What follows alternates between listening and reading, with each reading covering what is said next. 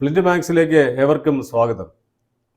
നമ്മുടെ രാജ്യം അതിൻ്റെ ചരിത്രത്തിൽ ഇന്നുവരെ നേരിട്ടിട്ടില്ലാത്ത വലിയ ഒരു പ്രതിസന്ധിയിലേക്ക് കൂപ്പുകുത്താൻ പോവുകയാണ്. പ്രതിസന്ധി തുടങ്ങിക്കഴിഞ്ഞു എന്നുള്ളത് വസ്തുതയുമാണ്. മാത്രമല്ല, രാജ്യത്തെ പ്രധാനമന്ത്രി തന്നെ പാർലമെൻറ്റിൽ അക്കാര്യം തുറന്ന് സമ്മതിക്കുകയും ചെയ്തു. എന്താണ് പ്രതിസന്ധി എന്ന് നമുക്കെല്ലാവർക്കും അറിയാം. കഴിഞ്ഞ കുറേ നാളായി നാം അത് അനുഭവിക്കുകയാണ്. ലോകത്ത് ഇപ്പം എവിടെ യുദ്ധം നടന്നാലും ഇന്ത്യയെ ബാധിക്കും, കേരളത്തെയും ബാധിക്കും. അത് കുറേ കാലമായിട്ടുള്ളതാണ്. ലോകത്തെ സാമ്പത്തിക സ്ഥിതിയെയും സാമ്പത്തിക മാന്ദ്യത്തെയും ഒക്കെ തന്നെ സ്വാധീനിക്കുന്നത് യുദ്ധങ്ങളാണെന്നുള്ളത് ഒരു വസ്തുതയാണ്. പക്ഷേ പശ്ചിമേഷ്യയിൽ നടക്കുന്ന യുദ്ധം എന്ന് പറയുന്നത് ആദ്യം ബാധിക്കുന്നത് ഇന്ത്യയും കേരളത്തെയുമാണ്, മറ്റു പല രാജ്യങ്ങളെ അപേക്ഷിച്ച്.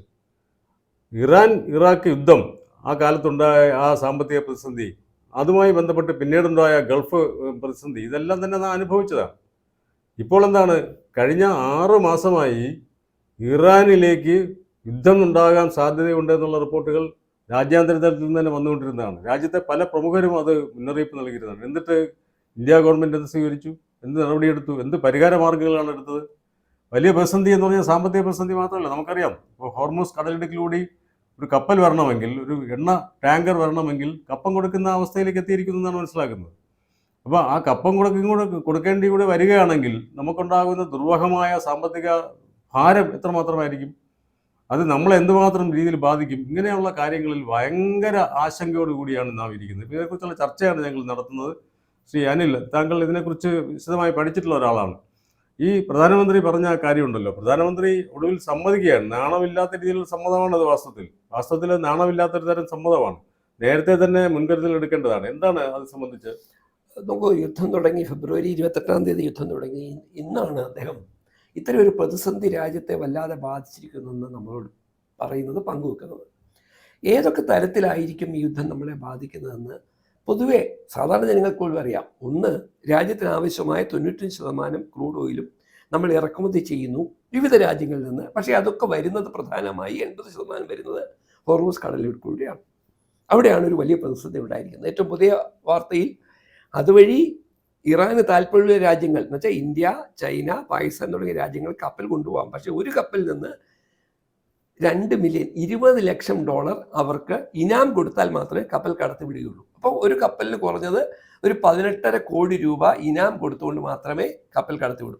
സ്വാഭാവികമായി ഇന്ധനക്ഷാമം അത് വിലക്കയറ്റം ഉണ്ടാക്കും. ഇനിയും ഇന്ധനങ്ങളുടെ വിലയിൽ നമുക്ക് വളരെ വില കുറച്ചായിരുന്നു ക്രൂഡ് ഓയിൽ കിട്ടിക്കൊണ്ടിരുന്നത് പ്രധാന റഷ്യയിൽ നിന്ന്. ഇന്നതിൻ്റെ വില ഏതാണ്ട് $120 മുകളിലേക്ക്, $130 എത്തുന്നു. എന്ന് വെച്ചാൽ ഇരട്ടിയിലേക്ക് വിലയായി. രാജ്യത്ത് ക്രൂഡ് ഓയിലിൻ്റെ വില ഇരട്ടിയായാൽ നമ്മൾ വാങ്ങുന്ന സാധനങ്ങളുടെ വില എങ്ങനെയാവും? ഇനി നമ്മുടെ കയറ്റുമതി ഏറ്റവും പ്രധാനമായി ഈ പറയുന്ന മധ്യേഷ്യയിലേക്കാണ്. ഈ പറയുന്ന UAE, ബഹ്റൈൻ തുടങ്ങിയ രാജ്യങ്ങളിലേക്കാണ് നമ്മുടെ പച്ചക്കറി പോലെയുള്ള സാധനങ്ങൾ കയറ്റുമതി. അത് പ്രതികൂലമായി ബാധിക്കും. നമ്മുടെ ഈ പറയുന്ന സുഗന്ധദ്രവ്യങ്ങൾ, ഏലം, കുരുമുളക്, ഇവയുടെ കയറ്റുമതി മൊത്തത്തിൽ ഇനി 1 കോടിയോളം ആളുകൾ, ഇന്ന് പ്രധാനമന്ത്രി പറഞ്ഞു 1 കോടിയോളം ഇന്ത്യക്കാർ പണിയെടുക്കുന്നത് ഈ മേഖലയിലാണ്, ഈ മധ്യേഷ്യയിലാണ്. അവരുടെ തൊഴിൽ പ്രതിസന്ധി, അവർക്ക് പണം അയക്കാൻ കഴിയുന്നില്ല, നാളെ അവർക്ക് ശമ്പളം കിട്ടുമോ എന്നറിയില്ല. ഏറ്റവും പ്രധാനമായി രൂപയുടെ വില റെക്കോർഡ് വേഗത്തിൽ ഇടിയുന്നു. ഇങ്ങനെ പോയാൽ 100 രൂപ കൊടുക്കണം $1 വാങ്ങാൻ. അങ്ങനെ സമസ്ത മേഖലകളിലും രാജ്യം ഈ ഒരു യുദ്ധത്തിലൂടെ പ്രതിസന്ധിയിലാകുമ്പോൾ നമ്മുടെ ചോദ്യം, ഇത്തരം പ്രതിസന്ധി ഉണ്ടാകുമെന്ന് എന്തുകൊണ്ട് മുൻകൂട്ടി നമുക്ക് മനസ്സിലാക്കാൻ കഴിഞ്ഞില്ല? ഇതാണ് ശ്രീ മുരുകൻ പങ്കുവെച്ച ഏറ്റവും പ്രധാനപ്പെട്ട കാര്യം. 2025 വർഷത്തിൽ, കഴിഞ്ഞ വർഷം ഇറാനെ അമേരിക്ക ആക്രമിച്ചു, ഇസ്രയേൽ അതിന് പിന്തുണ നൽകി.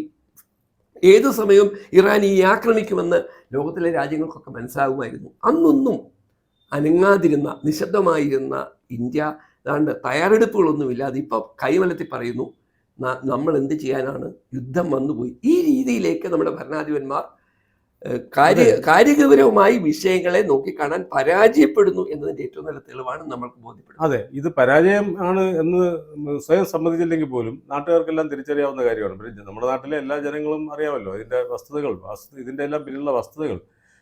അമേരിക്കയിലോ അല്ലെങ്കിൽ റഷ്യയിലോ അല്ലെങ്കിൽ വേറെ രാജ്യത്ത് എന്തുണ്ടായാലും നമുക്കെന്താന്നുള്ള മട്ടിൽ ചിന്തിക്കുന്നവരാണ് സാമാന്യ ജനങ്ങൾ. വാസ്തവത്തിൽ അതല്ല. ഇപ്പം നാം നേരത്തെ പറഞ്ഞതുപോലെ തന്നെ ഏതെങ്കിലും ഒരു ഭൂഖണ്ഡത്തിൽ ഒരു സംഘർഷം ഉണ്ടായാൽ പോലും നമ്മുടെ രാജ്യത്തെ ബാധിക്കുന്ന തരത്തിൽ ഒരു ആഗോള ലോകമായി മാറിക്കഴിഞ്ഞു, അല്ലേ? ഒരു ആഗോള സമൂഹമായി മാറി. പ്രത്യേകിച്ച് മലയാളികൾ ലോകത്ത് എല്ലായിടത്തും ഉണ്ട്. ഏത് കോണിൽ ഒരു അപകടം ഉണ്ടായാലും ഒരു മലയാളി അതിൽ പെടുമെന്ന് പറയുന്ന പോലെ, ചന്ദ്രനിൽ പോയാലും ഒരു മലയാളി ഉണ്ടാവും എന്ന് പറയുന്നില്ല. മലയാളിയെ സമഗ്രമായി ഇപ്പം മലയാളികൾക്ക് ഇതുണ്ടാക്കുന്ന ഇമ്പാക്റ്റ് എന്ന് പറയുന്നത് എത്രമാത്രമാണെന്നുള്ളത് നമ്മൾ അളന്ന് തിട്ടപ്പെടുത്താനാവുന്നതല്ല. പക്ഷേ കേരളത്തിൻ്റെ എനിക്ക് തോന്നുന്നു ഇത് നമ്മളിപ്പോൾ ഒരു ഇലക്ഷനാണ് നടക്കുന്നത് കൊണ്ട് അതിൻ്റെ ഇതിലേക്ക് എല്ലാം മുങ്ങിപ്പോവുകയാണ്. ഇലക്ഷൻ്റെ ബഹളത്തിലെല്ലാം മുങ്ങിപ്പോവുകയാണ്. വാസ്തവത്തിൽ ഇത് വളരെ സമഗ്രമായി ചിന്തിക്കുകയും ആലോചിക്കുകയും തുടർ നടപടികൾ സ്വീകരിക്കുകയും അടിയന്തരമായി, വാസ്തവത്തിൽ ഒരു അടിയന്തരാവസ്ഥയുടെ അന്തരീക്ഷം പോലും അല്ലേ, ഒരു അടിയന്തരാവസ്ഥയുടെ അന്തരീക്ഷം പോലും ഇവിടെ ഉണ്ടാവുമെന്ന് എനിക്ക് തോന്നുന്നു. അതെ, 4 അസംബ്ലി മണ്ഡലങ്ങളിലേക്ക്, 4 സംസ്ഥാനങ്ങളിലേക്ക് തെരഞ്ഞെടുപ്പ് കഴിഞ്ഞാൽ പെട്രോളിന്റെയും ഡീസലിന്റെയും വില ഇരട്ടിയായി വർദ്ധിച്ചാൽ പോലും കുറ്റം പറയാൻ കഴിയാത്ത സ്ഥിതിയിലേക്ക് കാര്യങ്ങൾ നീങ്ങിക്കൊണ്ടിരിക്കുന്നു. അപ്പോൾ അതിരൂക്ഷമായിക്കൊണ്ടിരിക്കുന്ന ഈ പ്രശ്നത്തെ അഭിമുഖീകരിക്കാനുള്ള ശേഷി കേന്ദ്ര സർക്കാരിനില്ല എന്നത് ബോധ്യപ്പെടുന്ന വിധത്തിലാണ് ഇന്നത്തെ പ്രസ്താവന. ഇത്തരം പ്രസ്താവനകളിലൂടെ നമുക്ക് രക്ഷപ്പെടാൻ കഴിയില്ല. ഈ പ്രതിസന്ധിയെ മുൻകൂട്ടി കണ്ട് കാര്യഗൗരവമായി ഇടപെടൽ നടത്താൻ കേന്ദ്ര സർക്കാർ പരാജയപ്പെട്ടിരിക്കുന്നു. രൂപയുടെ വിലയിൽ ഉണ്ടാകുന്ന അമിതമായ ഇടിവ് വലിയ മറ്റ് ചില പ്രതിസന്ധികൾ ഉണ്ടാകും. മറ്റൊരു പ്രധാനപ്പെട്ട കാര്യം, ഈ ഷെയർ മാർക്കറ്റിൽ ഇന്ന് ഒറ്റ ദിവസം കൊണ്ട് 11 ലക്ഷം കോടി രൂപയുടെ നഷ്ടമാണ് ഷെയർ മാർക്കറ്റ് ഉണ്ടായത്. എന്ന് വെച്ചാൽ വിദേശ ഇൻവെസ്റ്റേഴ്സ്, പണം മുടക്കുന്നവർ ഇന്ത്യൻ ഷെയർ മാർക്കറ്റിൽ നിന്ന് പണം പിൻവലിച്ച് ഇന്ത്യയിൽ നിന്ന് പുറത്തേക്ക് പോകുന്നു എന്നതും പ്രശ്നങ്ങളെ രൂക്ഷമാക്കിക്കൊണ്ടിരിക്കുക. എന്തായാലും താൽക്കാലികമായി ഈ ഇലക്ഷൻ നടക്കുന്ന കാരണം ഒരു താൽക്കാലിക ബ്രേക്ക് എന്ന് വേണമെങ്കിൽ പ്രസിദ്ധി പറയാം. ആ താൽക്കാലിക ബ്രേക്ക് ഇപ്പം നാം തന്നെ അനുഭവിക്കുന്നുണ്ട്. കടകൾ ഏതാണ്ട് 60-70% ഇടത്തരം കടകൾ എല്ലാം പൂട്ടിക്കഴിഞ്ഞു. ഇന്ത്യൻ കോഫി ഹൗസിലൊക്കെ വെളിയിൽ അല്പം സ്ഥലമുള്ള സ്ഥലത്തൊക്കെ തീ കൂട്ടിയാണ് പാചകം ചെയ്യുന്നത്. അത് എല്ലാ ഐറ്റങ്ങളൊന്നും ഇല്ല. അപ്പം ഈ രീതിയിലുള്ള ഒരു വലിയ പ്രതിസന്ധി നാളിതുവരെ നാം ആരും കണ്ടിട്ടില്ലാത്ത തരത്തിലുള്ള വലിയ പ്രതിസന്ധി, ആ പ്രതിസന്ധി വീട്ടിലേക്ക് കൂടി കടന്നാലുണ്ടാകുന്ന ആളുകൾ പരക്കം പായുന്നത് കാണേണ്ടി വരുന്ന ഒരു അവസ്ഥയിലേക്കാണ് നാം പോകുന്നത്.